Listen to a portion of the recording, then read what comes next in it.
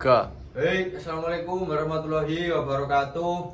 Waalaikumsalam warahmatullahi wabarakatuh. Kami dari kelompok 4 akan mempresentasikan hasil mapping kami dari kelompok kami, yaitu dengan judul faktor, program, dan cara penggemukan sapi pada mata kuliah industri feedlot.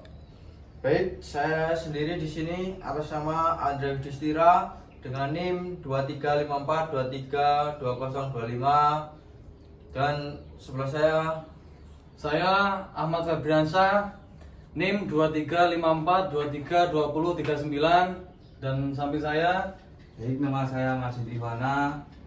Nomor NIM saya 2320 2324 11. Dan yang sebelah sana. Baik, kenalkan nama saya Muhammad Dimas Heransyah, NIM 2354 232009 dari Prodi Peternakan. Dan ada Eko. Baik, nama saya Dr. Setio, NIM 2354 23241 dari Prodi Peternakan. Baik, dalam faktor, program, dan cara penggemukan sapi dibagi menjadi 3. Yang pertama yaitu faktor yang mempengaruhi penggemukan sapi, yang kedua program penggemukan sapi, dan yang ketiga cara penggemukan sapi. Baik, yang pertama yaitu faktor yang mempengaruhi penggemukan sapi, yang akan dijelaskan oleh Saudara Febriansyah. Monggo Saudara Febriansyah. Kak. Baik, saya di sini akan menjelaskan tentang faktor yang mempengaruhi penggemukan sapi. Dibagi menjadi 2, yaitu yang pertama faktor internal dan faktor eksternal. Faktor internal ada 3 macam. Yang pertama, umur ternak. Sapi berumur muda 1,5 tahun sampai 3,5 tahun memiliki laju pertumbuhan lebih tinggi dibandingkan sapi tua. Untuk mendapatkan keuntungan maksimal, penggemukan sapi sebaiknya dilakukan pada ternak muda. Baik, yang kedua yaitu jenis kelamin. Jenis kelamin pada pola pemeliharaan yang sama, sapi jantan tumbuh lebih cepat dibandingkan betina. Pada bangsa yang sama, sapi jantan juga lebih efisien dalam menggunakan pakan. Baik, yang ketiga yaitu bangsa dan jenis. Bangsa dan jenis. Ternak sangat menentukan tingkat keberhasilan penggemukan sapi. Shorthorn dan Santa Gertrudis memiliki produksi daging dan laju pertumbuhan tinggi. Namun kekurangan adaptif di daerah tropis. Sapi Brahman memiliki daya adaptasi baik di daerah tropis dan tahan parasit. Tetapi laju pertumbuhan tidak setinggi bangsa Eropa. Persilangan Brahman Cross BX mampu beradaptasi baik dengan laju pertumbuhan tinggi. Oke, untuk faktor eksternal akan dilanjutkan oleh rekan saya, yaitu Eko Prasetyo. Baik, saya akan meneruskan penjelasan dari Mas Febri. Faktor-faktor yang mempengaruhi penggemukan sapi. Faktor tersebut ada 2 macam, yaitu faktor internal dan ini eksternal. Tadi faktor internal sudah dijelaskan oleh Mas Febri. Saya akan menjelaskan faktor eksternal. Nah, faktor eksternal terbagi menjadi 4 bagian, yaitu populasi, pakan, kondisi lingkungan, dan manajemen pemeliharaan. Populasi. Yang pertama ada populasi. Jumlah populasi dan penyebaran ternak mempengaruhi ketersediaan bakalan berkualitas. Jadi populasi ini juga penting dalam sistem ini, penggemukan sapi pengaruhnya. Semakin tinggi produksi populasi dan semakin merata menyebarnya, semakin mudah mendapatkan bakalan yang sesuai dan berkualitas. Yang kedua ada pakan. Pakan juga berpengaruh untuk penggemukan sapi. Pakan merupakan faktor penting dalam penggemukan ternak. Pakan yang baik harus memenuhi kebutuhan nutrisi seperti karbohidrat, protein, lemak, vitamin, dan mineral untuk meningkatkan pertambahan bobot badan yang efisien. Ketiga ada kondisi lingkungan.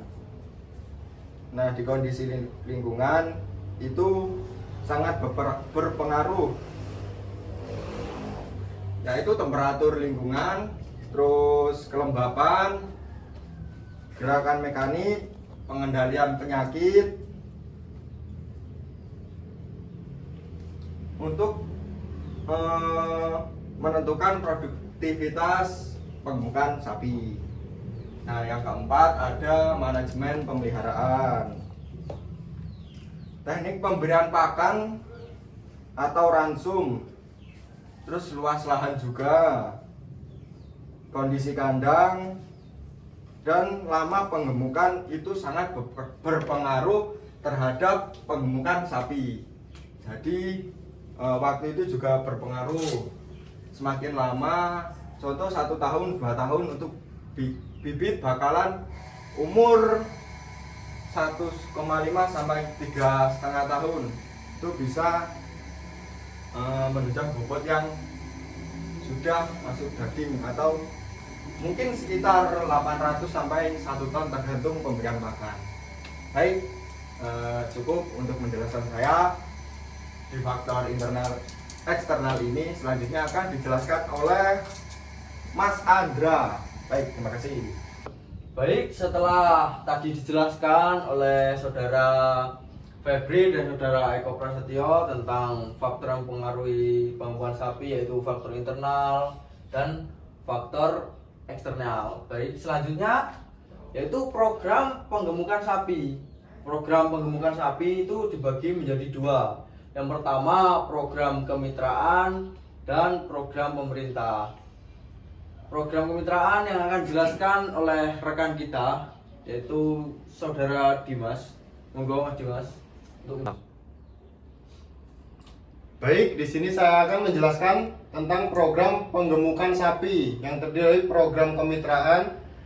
Di program kemitraan ini terdiri dari 2, yaitu penggemukan bergulir dan kemitraan berbayar atau kemitraan dengan perusahaan. Baik, yang pertama penggemukan bergulir. Program penggemukan bergulir sebagai contoh ya, contoh program ini memberikan bantuan 6 ekor sapi jantan dari kelompok 6 orang dengan harga 8 juta rupiah setelah digemukkan 6 bulan dan dijual dengan harga minimal 12 juta. Kelompok menyisahkan 8 juta untuk bergulir ke kelompok berikutnya. Yang kedua yaitu kemitraan berbayar atau kemitraan dengan perusahaan, yaitu sebagai pola kemitraan telah berkembang seperti kemitraan dengan perusahaan sawit, yaitu program Siska, dan kemitraan sapi Bali di NTT dengan PUSKUD, Kementerian Sapi Perah dengan PT Nestil, dan kemitraan dengan PT Great Gian Livestock. Selanjutnya program pemerintah yang akan dijelaskan oleh teman kita, yaitu John Sena. Baik, saya akan meneruskan dari penjelasannya Dimas dari program kemitraan, dan saya akan menjelaskan tentang program pemerintah, yaitu ada 3. Yang pertama program P2SDN, yang kedua pembibitan dan produksi, yang ketiga program bantuan. Yang pertama P2SDN. Program P2SDN yaitu meningkatkan produksi susu dan daging nasional. Kementerian Pertanian mendatangkan 2.000 ekor sapi perah dan 2.000 ekor sapi pedaging. Dengan dengan target 1 juta ekor masing-masing dalam 5 tahun ke depan. Program ini melibatkan investor dalam pengalaman ternak dan modal planifikasi integrasi. Yang kedua, pembibitan dan produktif.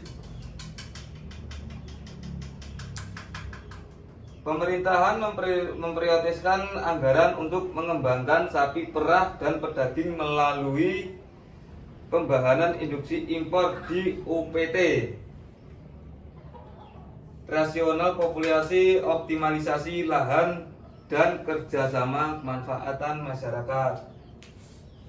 Yang ketiga, program bantuan. Program bantuan atau bentuk-bentuk ternak dilaksanakan melalui kelompok tani atau ternak dengan verifikasi CP atau CL. Untuk memastikan kelayakan penerimaan bantuan, program ini mencakup bantuan bibit, pakan, dan pelaksanaan kandang. Baik, sekian dari saya. Yang selanjutnya akan dijelaskan oleh Andrea Yudhistira. Baik, selanjutnya yaitu cara penggemukan sapi. Cara atau sistem penggemukan sapi itu dibagi menjadi 3. Yang pertama yaitu sistem pasture fattening, yang kedua sistem dry lot fattening, dan yang ketiga sistem kereman. Sistem pasture fattening ini yaitu sistem yang menggembalakan sapi. Jadi sapi dilepaskan di hamparan rumput padang savana yang banyak mendapatkan rumput dan ada sumber air. Jadi keunggulannya nyirit untuk pakan karena tidak perlu membeli pakan. Yang sapi makan yang telah disediakan alam yaitu rumput dan air yang sudah tersedia di alam. Keunggulan yang kedua yaitu tidak membutuhkan kandang. Membutuhkan kandang hanya sedikit, kayak seperti untuk malam, untuk berteduh, untuk tidur. Kekurangan dari sistem pasture fattening ini yaitu untuk penggemukannya cukup lama, minimal 10 sampai 8 bulan. Itu contoh keunggulan dan kekurangan dari sistem pasture fattening. Kemudian yang kedua yaitu dry lot fattening. Sistem yang digunakan memberikan pakan yang intensif menggunakan rekayasa tinggi seperti suhu yang tepat, terus pengendalian pakan, terus pemberian pakan yang sudah menggunakan sistem modern. Keunggulannya sapi cepat gemuk dan memberikan keuntungan yang lebih cepat tentunya. Kekurangannya yaitu pengeluaran pakan tinggi, penyediaan kandang, dan biasanya memerlukan banyak karyawan. Yang ketiga yaitu sistem kereman. Sistem kereman ini biasanya yang dilakukan di peternak-peternak feedlot tradisional yang ada di Indonesia. Biasanya diberi pakan seperti hijauan, konsentrat, dan limbah pertanian biasanya. Untuk keunggulannya sendiri yaitu sangat cocok untuk di Indonesia karena di wilayah kita sendiri sistem ini banyak yang menerapkan. Pemberian pakannya seperti limbah pertanian yaitu jerami, terus bungkil-bungkilan seperti ya bunggil kopra, terus bunggil sawit, terus onggo atau ampas singkong, terus ampas tahu, dan lain-lain. Ini keunggulannya sangat cocok. Kekurangannya kadang-kadang ada yang beli ini seperti onggo misalnya, ini harus beli. terus ampas tahu ini juga harus beli. Jadi itu kekurangannya. Baik, ini ketiganya sudah saya jelaskan, sistem pasture fattening, sistem drought fattening, dan sistem kereman beserta kekurangan dan kelebihannya masing-masing. Kemudian yaitu teknik pemberian pakan dan komposisi pakan penggemukan sapi potong yang baik, yaitu memberikan pakan hijauan konsentrat dengan perbandingan yang tepat serta memperhatikan pemberian pakan yang teratur dan disiplin. Yang pertama yaitu ini untuk di dairy fattening dan sistem kereman yang utama ini. Kalau yang pasture fatteningnya biasanya kan dilepaskan. Ini yang dikandangkan dua ini. Yang pertama yaitu memprioritaskan konsentrat, karena konsentrat sebagai sumber protein dan lain-lain lah untuk ternak sapi khususnya, dan lainnya juga ada seperti kambing juga. Yang kedua, waktu pemberian pakan. Waktu pemberian pakan itu harus disiplin. Disiplin, misalnya pagi jam berapa ya harus tepat waktu, dan sore biasanya 2 kali. Yang ketiga yaitu jumlah pakan. Sapi membutuhkan pakan sebanyak 3% dari berat badan dalam bentuk bahan kering. Jadi sapi membutuhkan pakan dalam bahan kering sebanyak 3% setiap hari. Contohnya dengan sapi berat badan 350 kg membutuhkan 10,5 kg bahan kering per hari. Yang keempat, perhatikan sisa pakan. Lakukan pengecekan sisa pakan secara berkala untuk mengetahui apakah jumlah pakan yang diberikan sudah sesuai atau perlu penyesuaian. Jadi sisa pakan itu juga harus diperhatikan. Misalnya sapi membutuhkan 10,5 kg per hari, kok ini kurang, berarti ada yang bermasalah. Yang kedua, komposisi selanjutnya komposisi pakan. Yang pertama, hijauan. Hijauan segar seperti rumput gajah, terus legum, dan lain-lain, rerumputan itu sangat diperlukan karena sapi adalah hewan ruminansia. Yang kedua, konsentrat. Konsentrat terdiri dari campuran dedak, bungkil, ampas tahu, bekatul, bungkil sawit, atau bahan lain yang kaya akan energi dan protein. Jadi konsentrat itu sebagai sumber protein dan sumber energi. Karena kalau di sistem kereman dan drought fattening ini kan dia berada dalam kandang, jadi tidak bisa mencari sendiri. Kalau di sistem pasture fattening ini bisa mencari sendiri di alam.